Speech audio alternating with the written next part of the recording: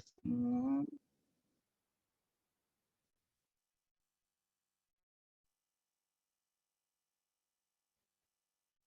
Oke, sekarang tipsnya untuk individual pekan pertama. Bagas sekarang minggu lalu belum dapat ya? Belum, Pak. Bagas kelompat ya sama Bagus ya. Bagus Iya. sudah dapat. Oke. Bagas silakan. Jelaskan dulu tentang apa yang sih yang diperintahkan sama Tuhan ke kita ya. Diperintahkan oleh apel blasem Ya, ke kita. jadi yang di assignment 10 itu kita disuruh untuk membuat yang pertama adalah menyiapkan audit program substantif atas payable dan accrued interest. Audit program itu terdiri dari 5 asersi dari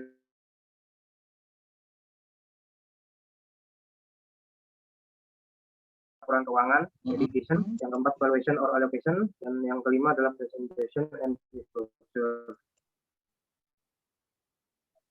Oke. Lalu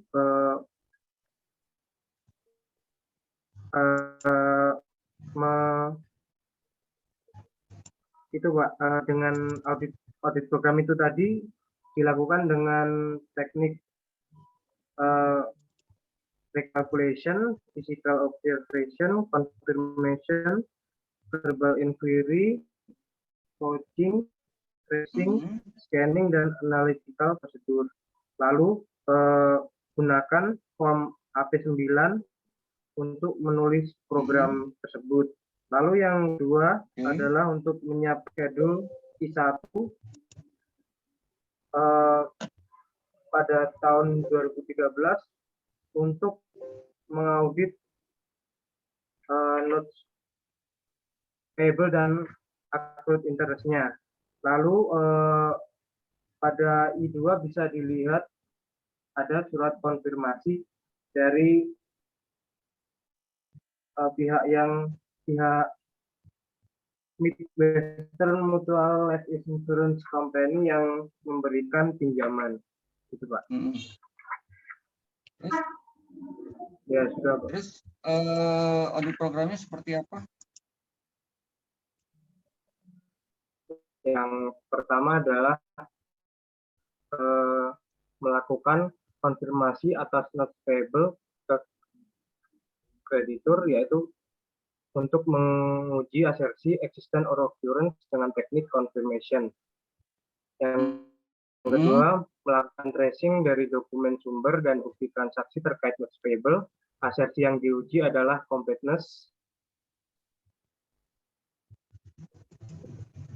Oke, terus? Sebentar, Pak. Layar bapaknya baik. Oh iya, maaf. Kok berubah layarnya? Oke.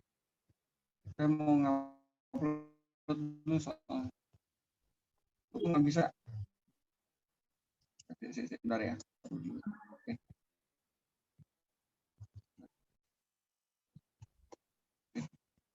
Kelihatan? Nah, silakan. Lalu yang ketiga, melakukan perhitungan ulang atas saldo notes payable yang tersisa apabila telah dilakukan pembayaran sebagian. Hasil yang diuji adalah valuation and allocation dengan teknik audit recalculation. Lalu yang keempat, melakukan perhitungan ulang atas saldo interest expense dan accrued interest, menguji asersi valuation and allocation dengan teknik recalculation. Melakukan vouching kontrak apabila perusahaan masih memiliki kewajiban terkait notes payable, yaitu asersi yang diuji adalah rights and obligation dengan teknik audit vouching. Lalu yang keenam, memastikan bahwa notes payable sudah diklasifikasikan secara teknik and disclosure. Teknik audit yang dilakukan adalah tracing. Nah, ini mati nih biasanya nih. Sebentar, sabar. Ya. mati nih. Oke. Lalu yang ketujuh, memastikan bahwa informasi terkait loss payable, interest expense, dan accrued interest telah disajikan secara memadai dalam CLK, yaitu menguji asersi, presentation and disclosure dengan teknik audit tracing. Sudah, Pak. Oke. Ada yang kurang? Di sini untuk eksistensi dan occurrence, ada asersi yang diuji, eksistensi, completeness, ya. Dan right at obligation itu ada 3 asersi. Ada 1 yang kurang, ada prosedur audit yang belum dilakukan. Pertama,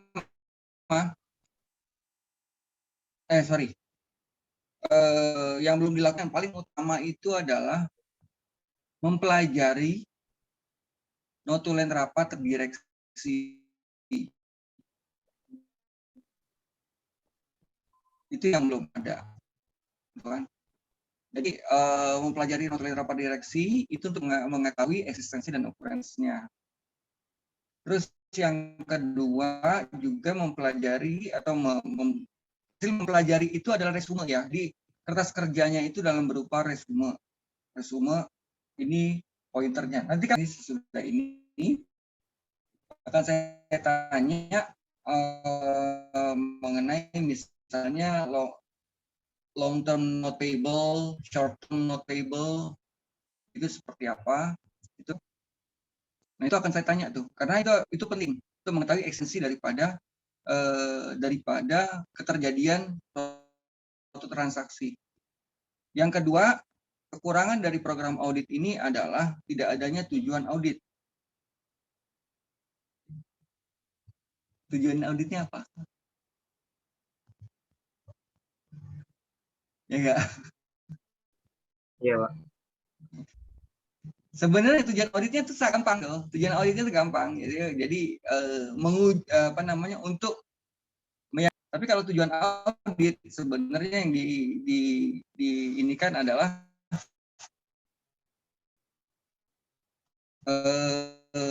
untuk meyakinkan bahwa transaksi itu ada.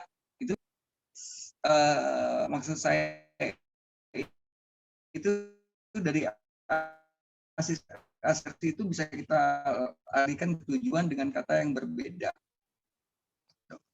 Jadi dengan kata lain itu yang pembuatan audit program itu diperhatikan sekali. Program itu gampang-gampang lah karena dia gampang itu karena dia susah. Nah, bingung kan? Jadi kalau susahnya itu adalah dia harus bisa mencakup semua kegiatan untuk mencapai tujuan audit. Gampangnya cuma kata-kata gitu. Ya kata-kata. Sekarang Hopipa.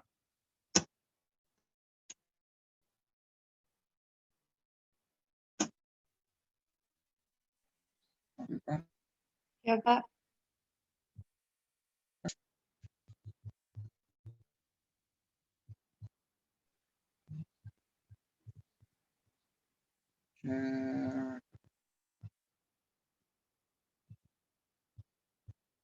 Ini nggak bisa pakai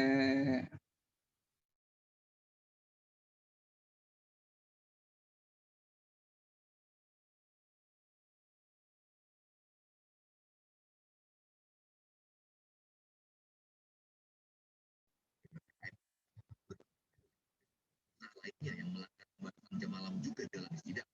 Para pelanggar didenda dengan besar terhadap tingkat pelanggaran, mulai dari kurang Oviva Indah Parawangsa. Oke.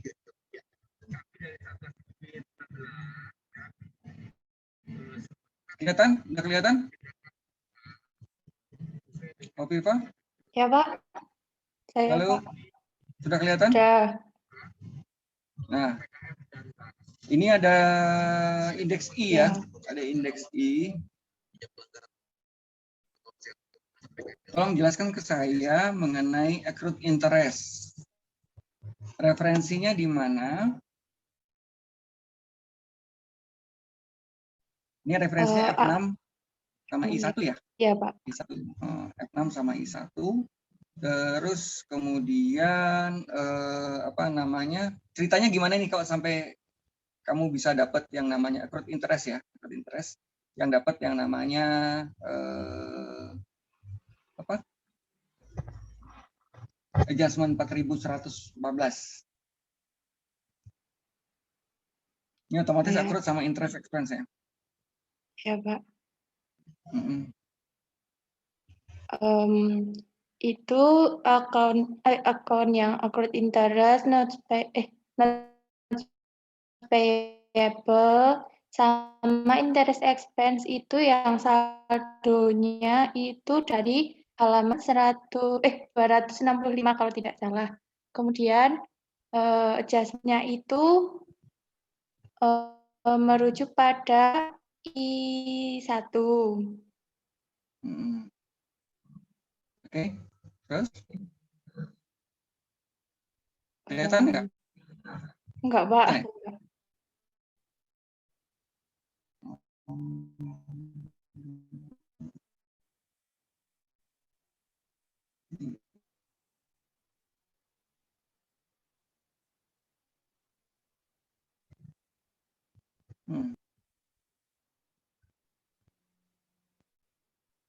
Sekarang kelihatan? Sudah.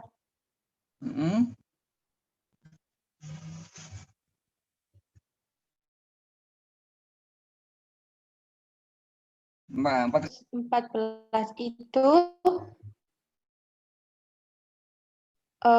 merujuk pada kertas kerja I1, yaitu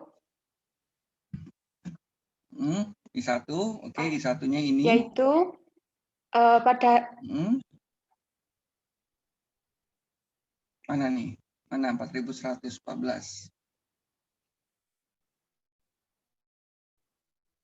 Nah, itu Iya, Pak. oke, terus gimana ceritanya ini? Schedule I1 itu beginning balance-nya sudah sesuai dengan saldo akhir pada 31 Desember 2002 itu sebesar $10.625. Kemudian ada penambahan hutang sebesar $5.313 dan $15.833. Itu penambahan itu ada di surat konfirmasi I1. Kemudian ada penambahan lain atas accrued interest. Ini. Atas accrued interest itu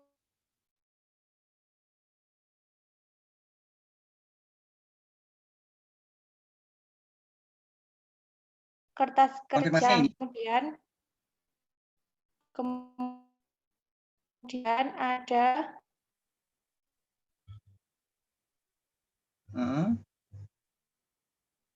kemudian yang ada penambahan lagi sebesar $4.114 itu pada kertas kerja PPE F6 pertemuan sebelum-sebelumnya.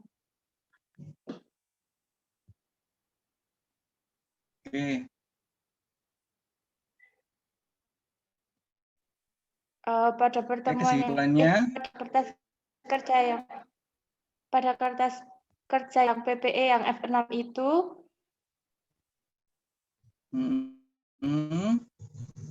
kan ada penyesuaian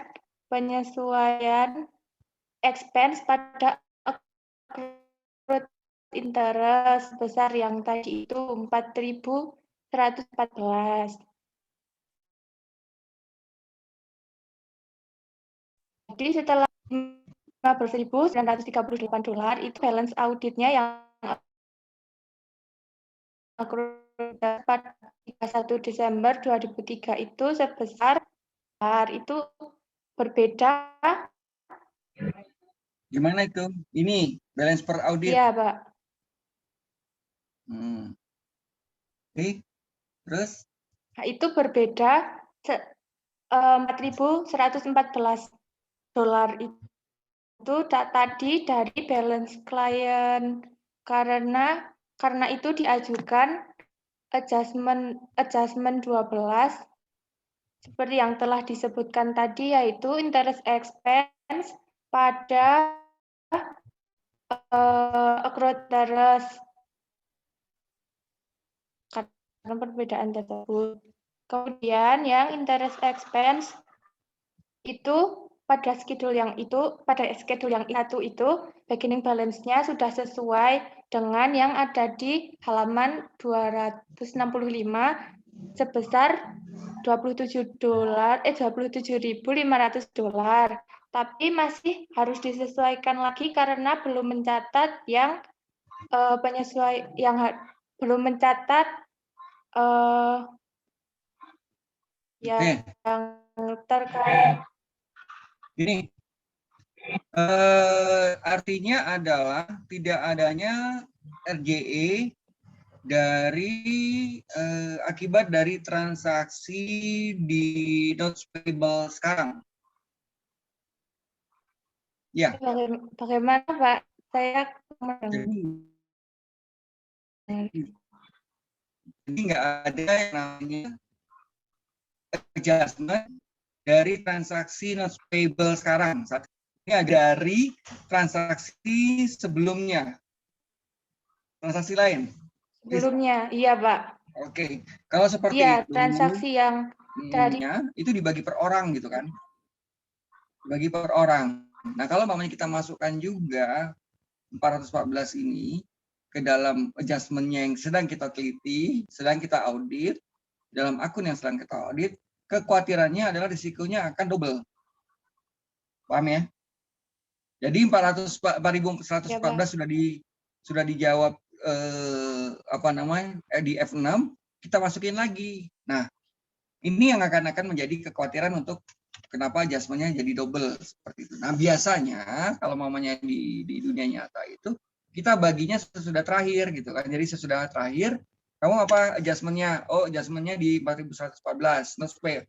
Terus Khofifah adjustment-nya ada adjustment nggak? Oh, nggak ada Pak, gitu kan, nggak ada ya. Seluruh adjustment itu nanti diakumulasiin. Jadi tidak per tahap, tapi sekaligus just di terakhir. Baru kita lihat tuh, ini loh adjustment-nya. Nah, kalau mau kita masukkan adjustment teman kita ke tempat kita, itu akan jadi bermasalah. Memang jadi akan dua nih. Misalnya ada dua nih ya, ada adjustment dua. Baik itu dari notes payable atau dari list equipment di F6. Ada dua nih ceritanya nih. Nah, dua-duanya itu dicatatin. Jadi referensinya berbeda.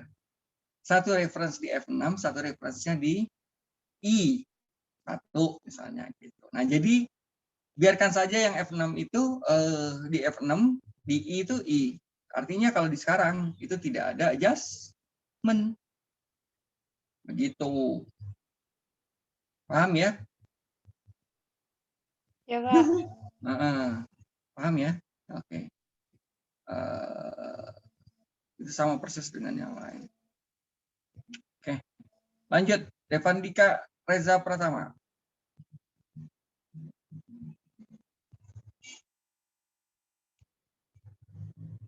Devan? Iya Pak, hadir Pak. Oke. Kamu jelasin tentang notes payable long term 475.000. Siap Pak. Jadi sesuai di lead schedule, yaitu notes payable long term itu di bukunya itu 475.000 dan direferensikan pada schedule I1 Pak. Oke, I1 kita lihat I1 gimana? Ya. Nih. Halo? Iya Pak, itu Pak. Baru kebuka ini Pak. Nah, ya, jadi 475.000 didapat dari ini Pak, di keterangan Pak. Di keterangan I2 bahwa pada tanggal 31 Agustus pertengahan tahun 2003 I2 mana? Ya Pak. I2 mana I2? Di sheet selanjutnya juga Pak. Ini kok berantakan banget ya? Apa memang karena saya yang berantakan? Kalau di saya ini Pak, kayak Excel ya? format, iya Pak, di Excel Pak. Jadi Oke. satu sheet gitu Pak. Oke, ini I2.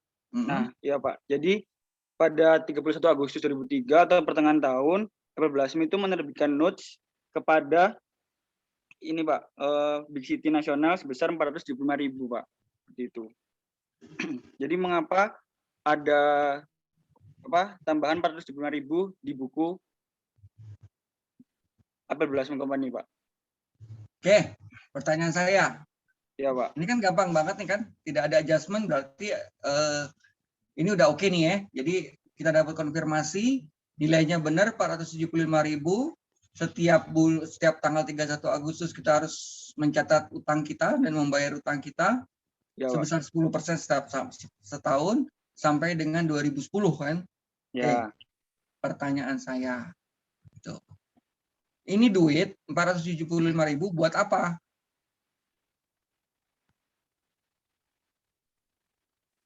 Maksudnya buat Iya, Pak. Masa sih si Apple Blossom tuh minjem duit doang, tapi buat apa? Buat beli apa? Buat beli apa? Dan di mana dokumen itu bisa ketemu?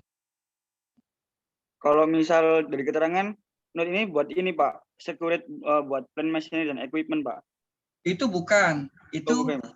Itu bukan. Kalau dari keterangan ini, machinery and equipment itu adalah collateral. Collateral itu adalah jaminan.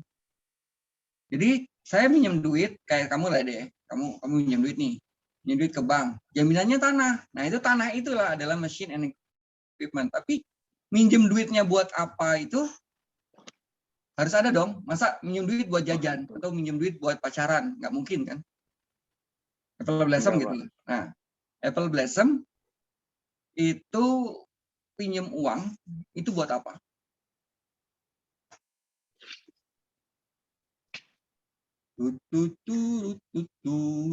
Yang lain boleh bantu kalau mau bantu.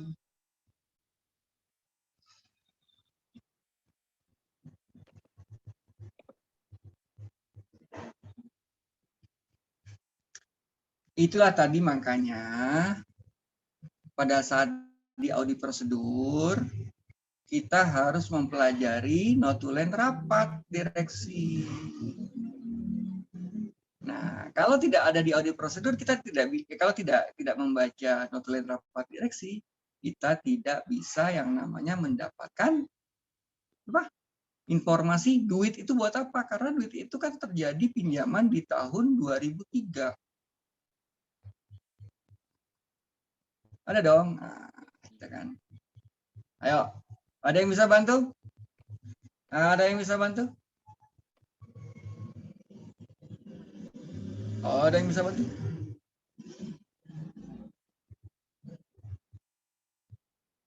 Yang bisa bantu Dapan Dika? Dapat 85. Gak usah presentasi lagi. Bisa menunjukkan duit, pinjaman duit. Menjawab Pak. Kapan? Siapa? Saya Mikael Pak. Ini 475.000 itu pinjaman tuh dari buku Apple Blossom itu di sini authorized Mr. Stockton tuh menegosiasi. Coba kamu share. Ya Pak. Pusing. Baik Pak.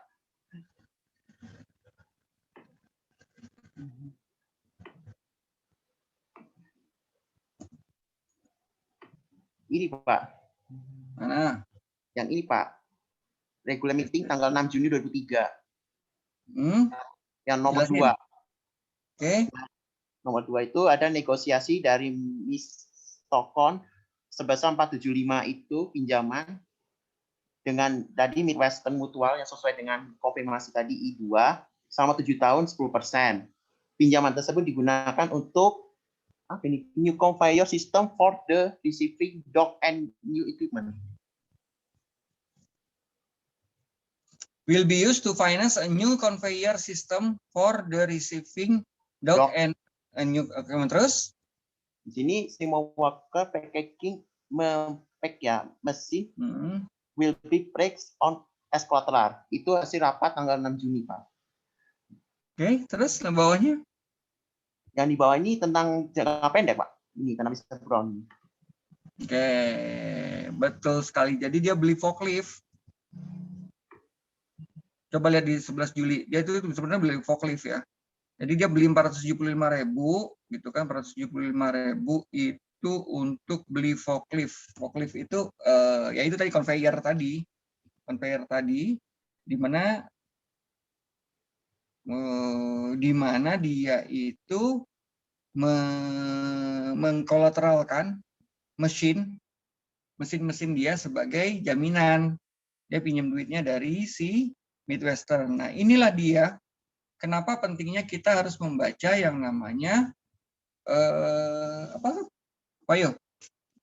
membaca yang namanya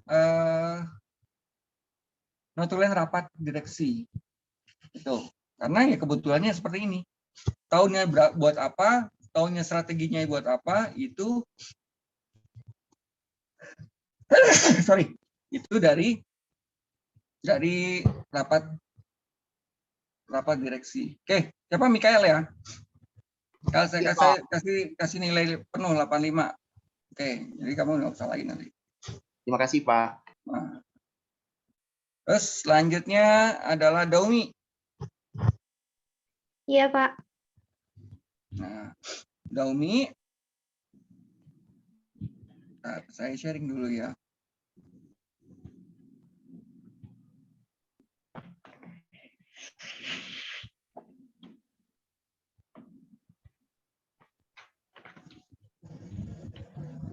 Nah, Daumi tolong jelaskan yang short term.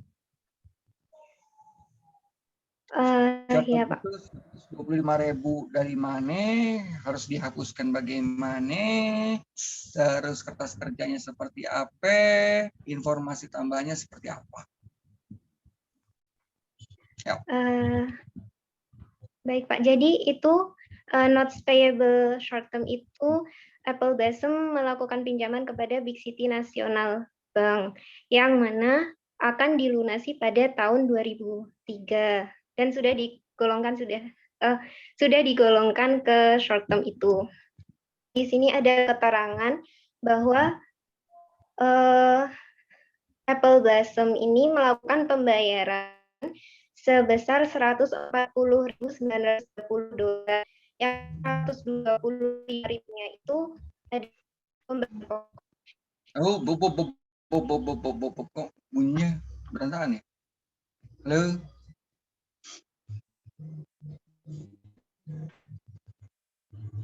Halo? Kayaknya sinyalnya Daumi, Pak. Masih bisa dia nyambung? Masih di sini sih, cuman nggak gerak juga gambarnya. Jadi kayak patung gitu ya? Iya. Daumi. Ya, terdengar, Pak. Nah, baru terdengar sekarang. Nah, tadi bunyi ya maaf Pak, ini saya matikan videonya. Mohon ya, izin, nggak Pak. apa-apa. Jadi itu ada saldo awalnya sebesar 125.000 yang mana sudah dikategorikan ke not payable short term yang akan dilunasi pada tahun 2003. Nah, kemudian melihat dari keterangan pada buku Apple Blossom dituliskan bahwa pada tahun 2003 Apple Blossom ini melakukan pembayaran sebesar $140.938 yang mana nilai $125.000 ini dibayarkan untuk pokok dan sisanya untuk interestnya.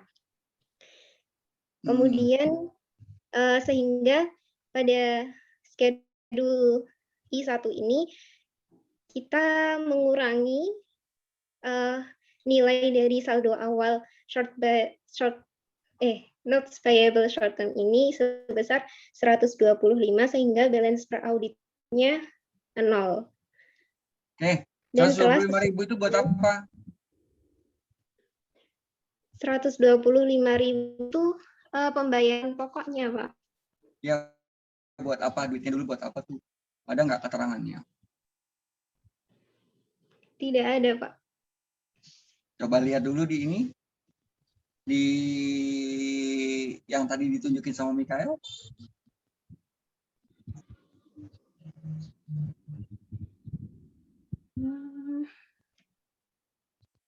Yang ditunjukin sama Mikael tadi kan ada. Itu buat apa sih? Yang tadi Dulu dia pinjam itu buat apa tuh?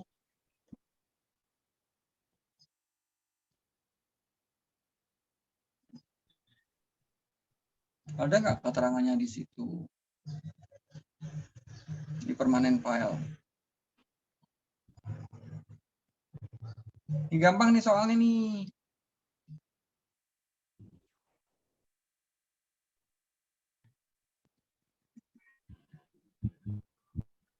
Ayo, Boleh izin ada nggak? jawab Pak ya? Apa saya nunggu jawaban yang lain dulu Pak? Kenapa? Nemu Pak jawaban ini untuk apanya ada berdasarkan notulensinya juga. Nah, betul kan? Coba kamu jawab. Tapi nggak dapat nilai lagi loh, Mikael. Halo. Oke baik Pak, saya screen aja Pak ya, bagi buktinya Pak ya.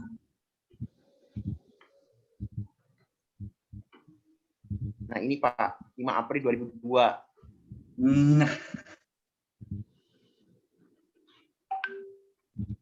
Proceed of the loan digunakan untuk ini Pak.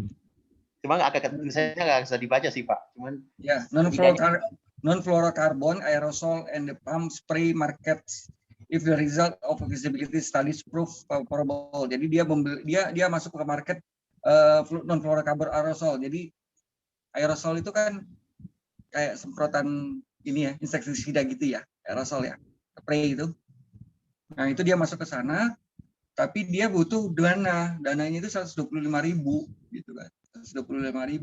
Dananya itu dari mana? Ya dari bank tadi, Big City National Bank. Ini apalagi? Ini kan sebenarnya adalah catatan-catatan atas notaris. Catatan-catatan atas rapat direksi kan? Ini enggak? Halo? Halo? Iya, Pak. Nah, itu. Jadi ini pentingnya di sini. Ini buat apa? Ini buat apa? Ini selalu dipegang. Nah, kalau mamanya kita mengaudit, membuat prosedur audit, itu yang paling penting adalah melihat ini nih di awal. Makanya tadi saya bilang sama siapa tadi? Saya bilang lupa tadi. Bagaskara ya. Sama Bagaskara tadi mana ininya? Ada yang kurang nih. Kalau yang itunya nggak masuk, teman-teman kamu salah semua nih.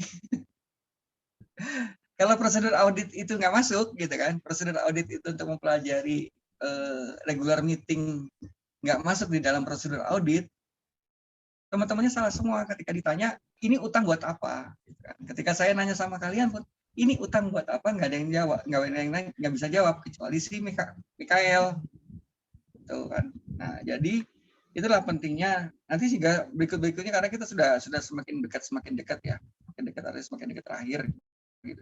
Jadi itu pentingnya kalau mamanya kita mempelajari itu. Nah, oleh karena itu,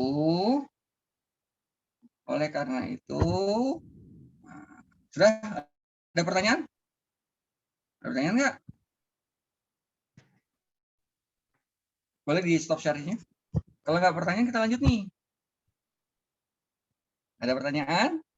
Nah, kalau tidak ada pertanyaan, ya, ada pertanyaan, keluarkan kertas, kita kuis dulu ya. Kuisnya boleh kerja sama deh. Yang penting, ini banyak soalnya, kerjain semuanya, tapi jangan sampai terlambat. Saya nggak suka kalau yang terlambat. Terlambat saya kurangi nilainya. Oke? Ya? Oke, kita kuis dulu ya. Ini banyakkan teori nih soalnya.